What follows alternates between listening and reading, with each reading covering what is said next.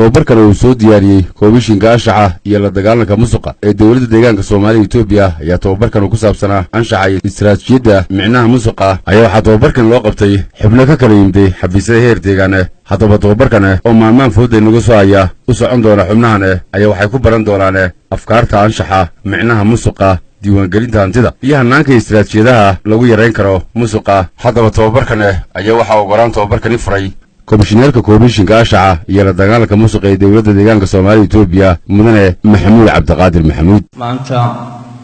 tababarkeedani ujeedadiisu wuxuu noqonayaa nidaamka la dagaalanka musuqmaasuqa iyo wacyigelinta guddida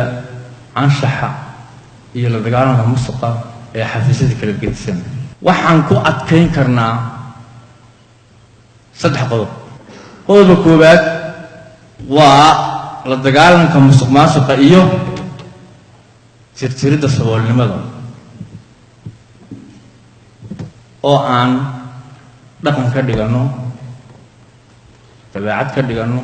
waxaan inagu ka dhigano dhaqan iyo dabeecad ayaa noqonaya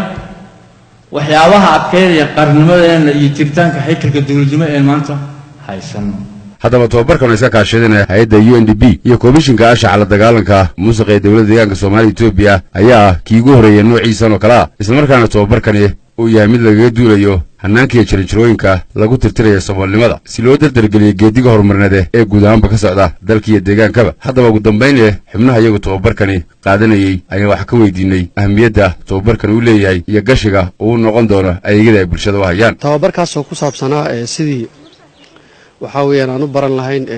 anshaxa iyo ka hortagga musuqa. tababarkan oo waxa weeyaan socon doona muddo 3 cisho ah.